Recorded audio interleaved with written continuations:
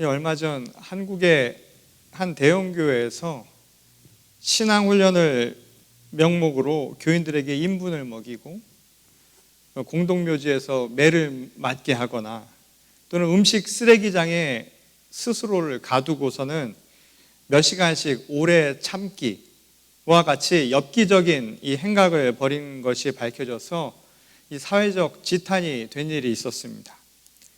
그 교회는 아마도 고린도후서 6장의 말씀을 문자 그대로 해석해서 교인들에게 상식 이하의 신앙 훈련을 강요했던 것이죠.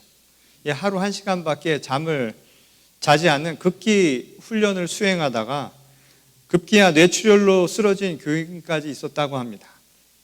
이처럼 기상천외한 훈련에 참여하여 수행 과정을 끝까지 마친 사람들은 이 성경의 말씀대로 믿음이 뛰어나다는 사실을 증명하는 것이고, 반면에 훈련을 지시하는 리더들의 마음에 흡족하지 못하면 일종의 징계 또는 처벌을 받는다라는 겁니다. 이 기간 중 훈련 참여자들이 매일같이 자신의 일과를 빠짐없이 리더들에게 보고하고 승인을 받아야 한다라는 이야기를 들을 땐 뭐라 할 말이 없을 정도였습니다. 이 놀라운 점은 이 교회 성도 수가 2,000명이 넘는 대형 교회인데 그 중에 70%를 20, 30대의 청년 세대가 차지하고 있다는 사실입니다. 세뇌를 당한 소수의 소외계층도 아니고 한창 자유와 진리를 추구하며 세상을 향해 자신의 목소리를 높여야 할 젊은 세대가 그런 어처구니 없는 신앙 훈련을 받고 있다는 사실에 참으로 안타까운 일이 아닐 수 없습니다. 물론 저처럼 요즘 한 주 설교 동영상 조회수가 기껏해야 20, 30회도 안 되는 사람이 무슨 자격으로 그렇게 능력 있는 종과 교회를 탓할 수 있겠느냐, 그렇게 질책하실 분도 있을지 모르겠습니다. 그러나 한 가지 분명한 사실은 사람을 끄는 능력의 여부를 떠나 적어도 교회가 세상으로부터 지탄의 대상이 되고 있다는 이 현실에 대해 염려하는 것은 교인의 한 사람으로 또 교회의 한 지체로서 당연한 책무일 수 있다는 것이죠. 하나님이 세우신 교회라면 빛이나 소금과 같이 거창한 수식어를 굳이 대지 않더라도 힘든 세상에 조그만 위로가 되어주는 것, 절망스러운 현실을 버틸 수 있도록 작은 소망을 제시해 주는 것, 지금보단 조금 나은 선하고 아름다운 세상을 함께 갖고 나갈 수 있도록 협조할 수 있는 역할을 하는 것, 그게 당연한 것 아닐까요? 그런 점에서 교회의 진짜 위기는 이번 코로나 사태와 같은 문제로 인해서 교인 수와 재장이 급격히 줄어드는 현상이 아닐지도 모른다는 생각이 듭니다. 사실 우리가 인식하지 못해서 그렇지 이 교회의 위기는 여러 방면에서 이미 진행되고 있었다는 것이죠. 앞에서 이야기한 교회의 경우처럼 세상이 먼저 교회의 위기를 지적하는 여러 정황들이 이를 증명해 주고 있습니다. 왜 이런 위기가 발생하게 된 걸까요? 저는 그 이유 중에 하나를 앞서 말한 교회의 사례에서도 찾을 수 있듯이 죄와 처벌을 과도하게 강조하는 교회의 율법주의적 신앙관에서 찾게 됩니다. 이것은 마치 예전 권위와 규율을 강조하던 한국의 교육 방식과 비슷하다고 할 수 있습니다. 열심히 말 잘 듣고 잘 따르면 칭찬받고, 그렇지 않으면 징계와 처벌의 사유가 되는 방식처럼 말이죠. 물론 어떤 이들은 뿌린 대로 거둔다는 점에서 더 성서적인 게 아니냐, 이렇게 생각할 수 있을지도 모르겠습니다. 하지만 문제는 모두가 똑같은 기준에 다 맞을 수는 없다라는 것이죠. 애초부터 출발점이 각 사람마다 너무나 다르다라는 겁니다. 그럼에도 불구하고 하나의 기준에 짜 맞추어서 거기에 맞는 일부의 사람에게만 메리트를 주는 방식은 불공평한 처사가 될 수도 있다는 것이죠. 신앙도 크게 다를 바가 없다는 겁니다. 하나님을 향한 우리의 믿음은 그 형태나 방식, 성격이 사람의 얼굴만큼이나 다 다르다는 거예요.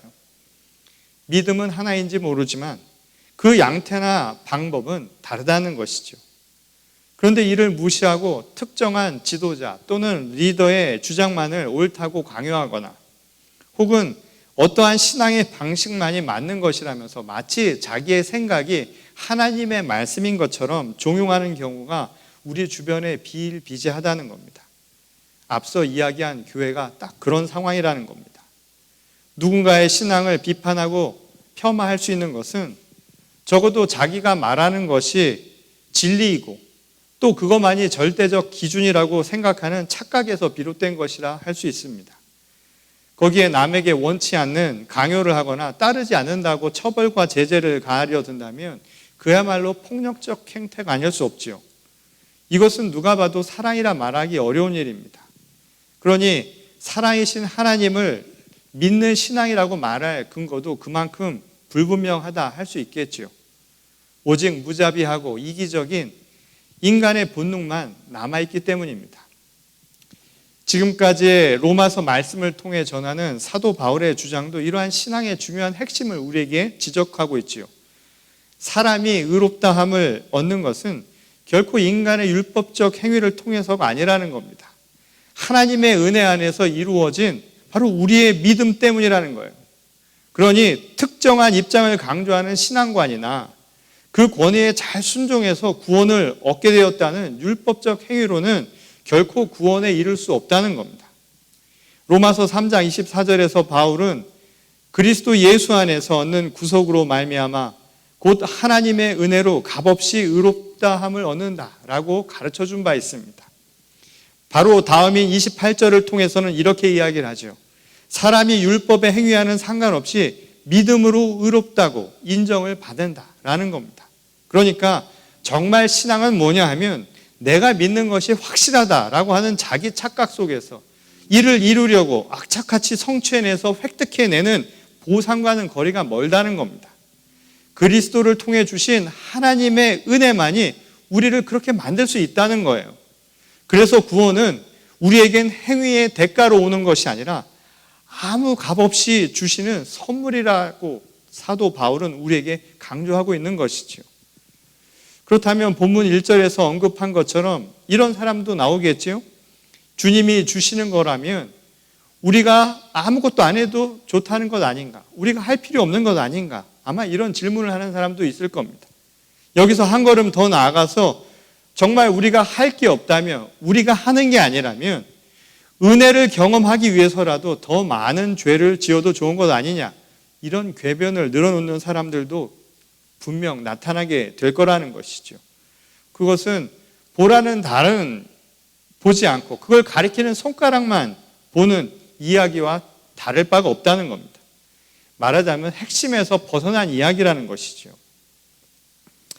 제가 이 목회를 시작하고 얼마 안 돼서 당시 저희 교회를 간 나온 청년 하나가 저에게 이런 질문을 하는 거예요. 목사님, 담배 펴도 되나요? 교회 나오면 꼭 담배 끊어야 되나요? 라고 질문을 한 일이 있습니다. 제가 그 질문을 들을 때는 의도가 너무 분명하죠. 그 의도는 숨은 질문은 흡연이 과연 죄인가? 그리고 그 질문을 묻는 것은 내가 지금 하는 행위에 대한 길티 의식을 조금이라도 벗어던질 수 있으면 좋겠다라는 아마 그런 배경이 있었을 거라는 생각이 들었습니다. 그 청년에게 제가 뭐라고 대답을 했냐면 흡연은 몸에 해롭다 였습니다. 그리고 그에게 이야기를 해주기를 성경을 보았을 때 흡연이 과연 죄인가 라고 하는 부분에 대해서 주님이 말씀하셨는지 나는 잘 모르지만 분명한 것은 한 가지가 있다. 그것은 뭐냐면 주님이 우리 모두를 다 사랑하셔서 십자가의 죽음으로 대속해 주셨다는 그 사실이라고 그렇게 이야기를 해 주었습니다. 그러자 그 청년이 저에게 감사하다라고 이야기를 하는 겁니다. 그래서 뭐가 감사하냐고 이야기를 했더니 듣고 보니 흡연은 죄가 아닌 것 같습니다. 그래서 앞으로 마음 편하게 담배를 필 수 있게 해주신 것 같아서 감사합니다 라는 이야기를 저에게 하는 거였습니다. 듣고 싶은 대로 듣고 핵심은 빼고 제 말을 자기 방식대로 이해한 결과였지요. 요즘 자택 대피령을 지키며 거의 하루도 빼놓지 않고 제 일과에 반복되는 부분이 하나가 있습니다. 그게 뭐냐면 늦은 저녁에 오렌지를 까는 일입니다. 제 둘째가 아빠하고 출출할 때쯤에 저를 부릅니다. 그리고는 오렌지를 좀 까달라고 부탁을 하는 겁니다. 이 어릴 때부터 오렌지가 좀 두껍잖아요. 그래서 그걸 까려고 하면 잘 안 까지니까 꼭 저를 시키는 겁니다. 그런데 아이가 너무 잘 먹으니까 저도 기쁜 마음으로 오렌지를 까줍니다. 너무 잘 먹으니까 오렌지가 금방금방 동이 나서 운동을 경험해서 자주 식료품점에 가게 됩니다. 그리고 올 때마다 오렌지를 한 망을 사갖고 오곤 합니다. 근데 오가는 거리가 꽤 돼서 사실은 그 무게도 있고 그걸 사갖고 들고 오려면 꽤 성가실 수도 있는 일인데 저에게는 아주 기쁜 일이기도 합니다. 왜냐하면 아이가 너무 잘 먹고 좋아하니까. 그래서 그런지 을에 아이도 제가 걸어서 식료품점에 다녀올게 라고 이야기하면 돌아올 때쯤이면 먼저 제 손부터 확인을 하게 됩니다. 그리고 손에 오렌지가 들려있는 것을 보면 환하게 웃습니다. 엄마 모르게. 그러면 저도 그게 너무 기분이 좋은 거예요. 그래서 제가 이런 얘기를 했습니다. 아빠가 너무 좋은가 보다. 그랬더니 이를 옆에서 듣고 있던 저희 집사람이 이렇게 이야기해 주는 겁니다. 아빠가 좋은 게 아니라 오렌지가 좋은 겁니다. 라고요. 여러분은 어떠신가요?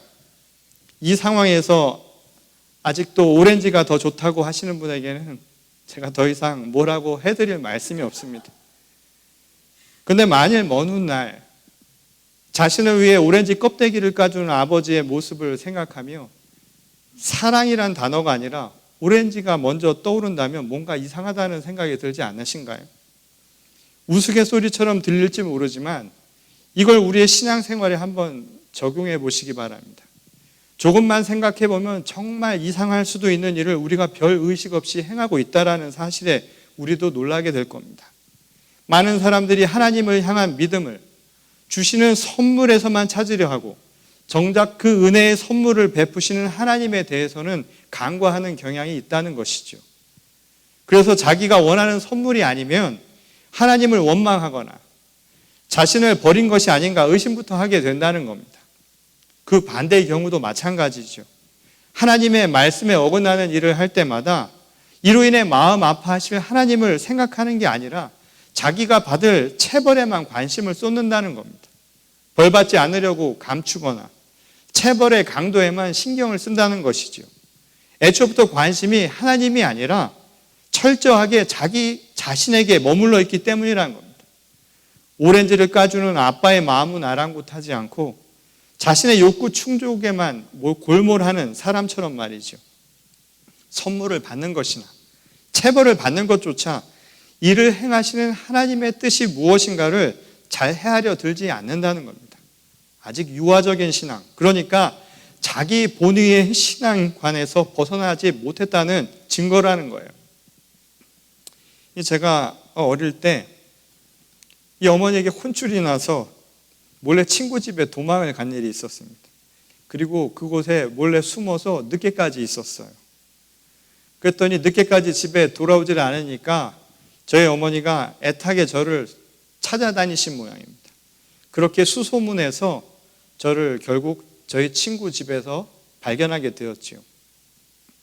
그런데 저의 뇌리 속에 남아있는 그날의 단편적인 기억은 무엇이냐 하면 저를 저희 어머니가 찾으신 뒤에 저와 함께 집으로 되돌아가는 길에 시장골목을 지나는데 그때 시장골목에 있었던 한 가판대 같은 곳에서 그 당시에 정말 귀했던 바나나 하나를 저에게 사주신 바로 그 부분이었습니다.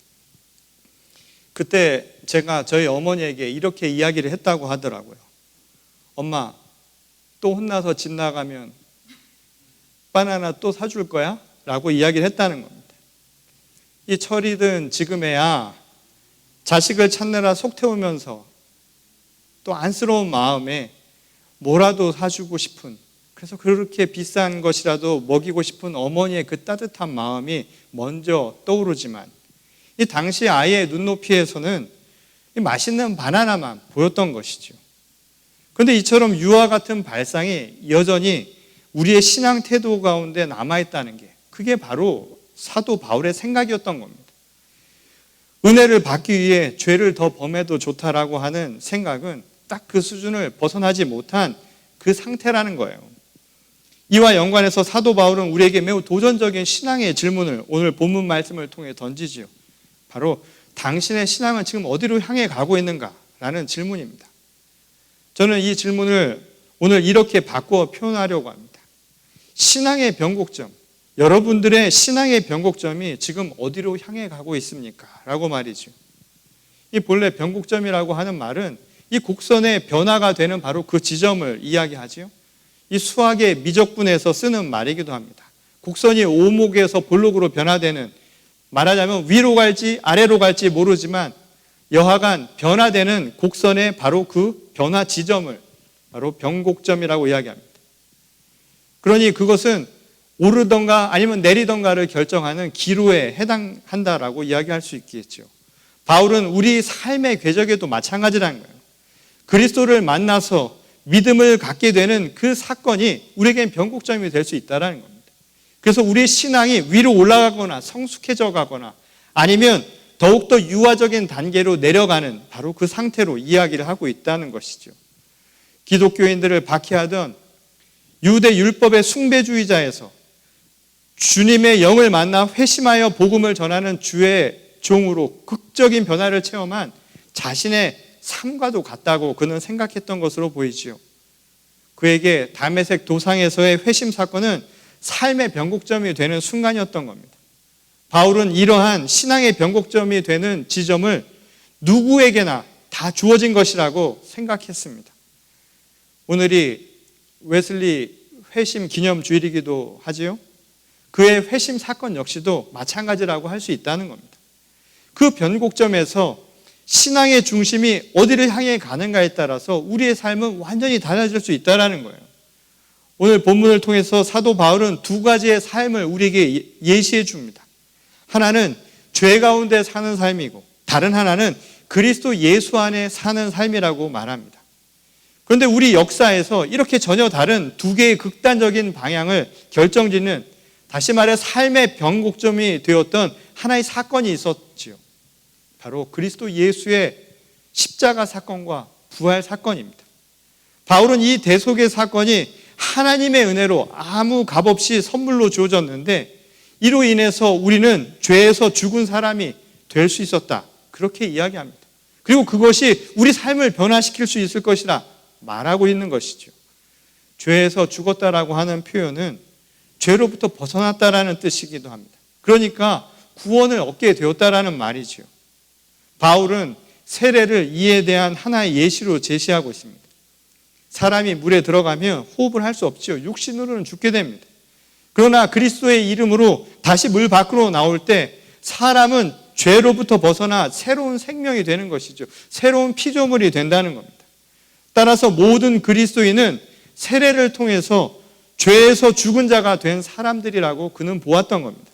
세례가 일종의 변곡점이 되었다는 거예요.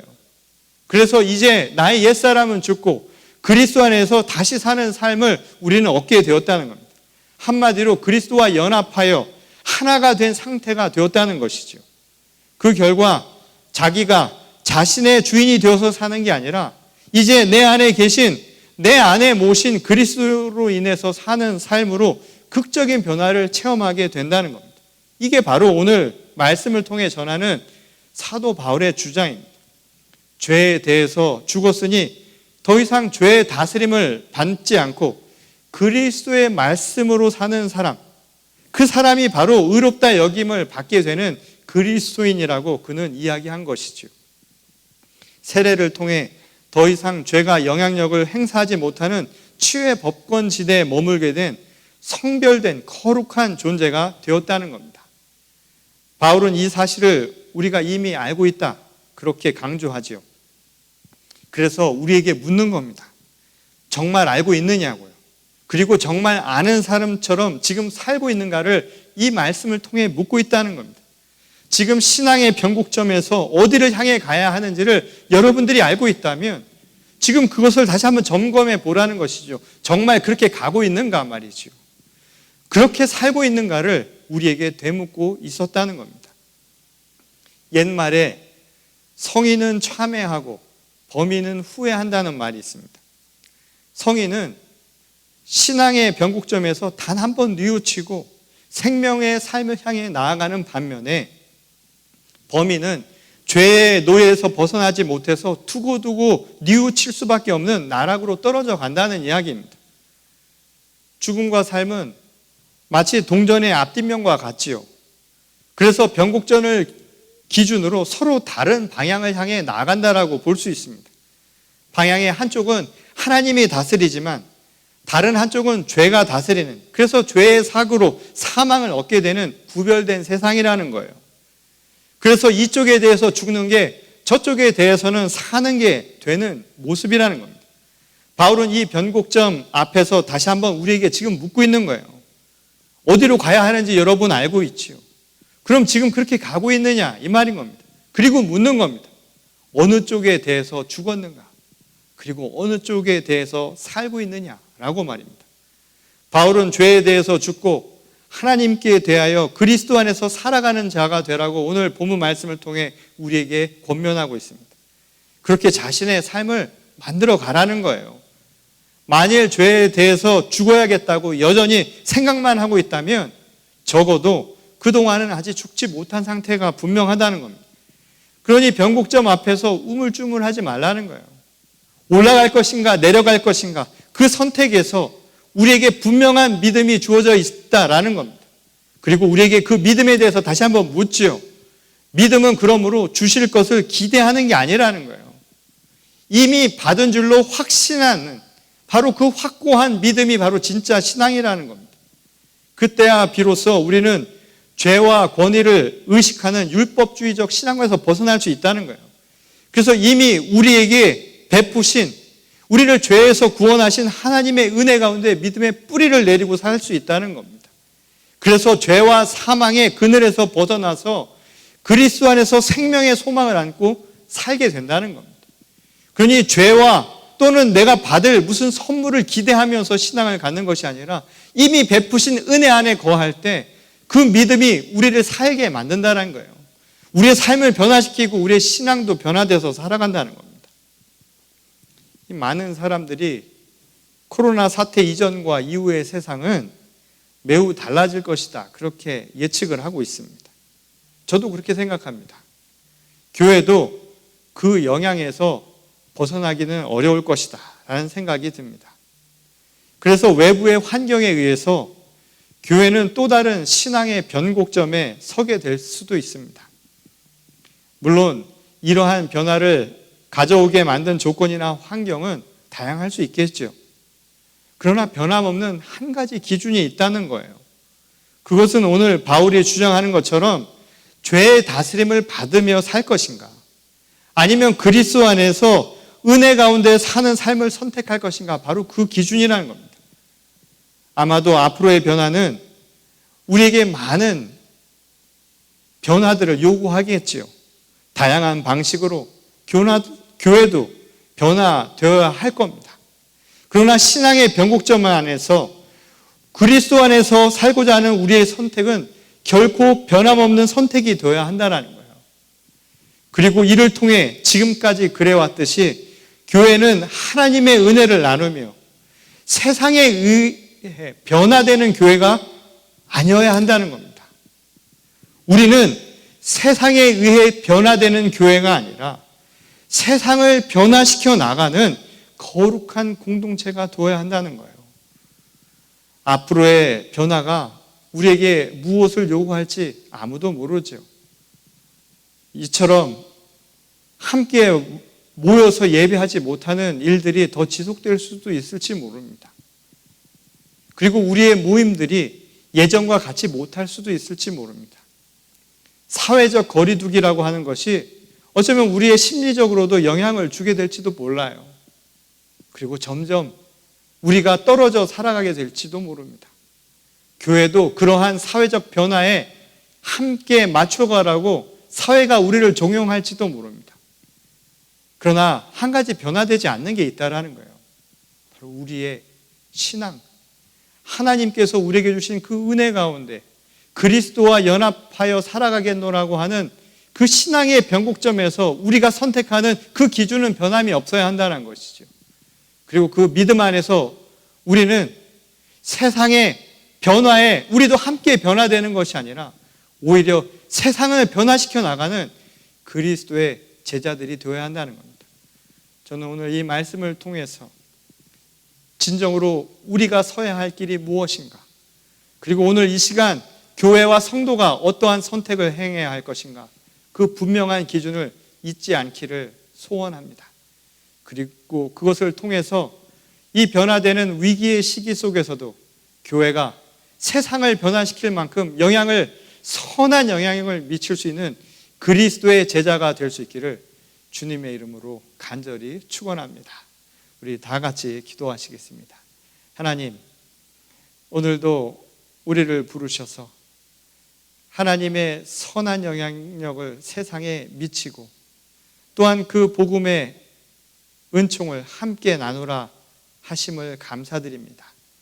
세상이 아무리 변하고 세상의 무게가 아무리 무겁다 할지언정 저희는 그 무게에 짓눌리지 아니하고 하나님의 말씀 안에 자유를 누리게 하시며 진리 안에 거하게 하셔서 세상을 변화시켜 나가는 주의 거룩한 제자된 교회가 되게 하여 주시옵소서. 하나님, 힘들고 어렵다고 좌절하고 낭망하기보다, 두려움에 떨고 어딘가로 숨기보다 하나님의 빛 가운데 나와서 이 시대를 변화시킬 만큼 굳건한 믿음에 확고한 신앙을 세워가는 주의 거룩한 교회가, 성도가 다 되게 하실 줄 믿사오며 거룩하신 우리 주 예수 그리스도의 이름으로 간절히 기도드렸습니다. 아멘.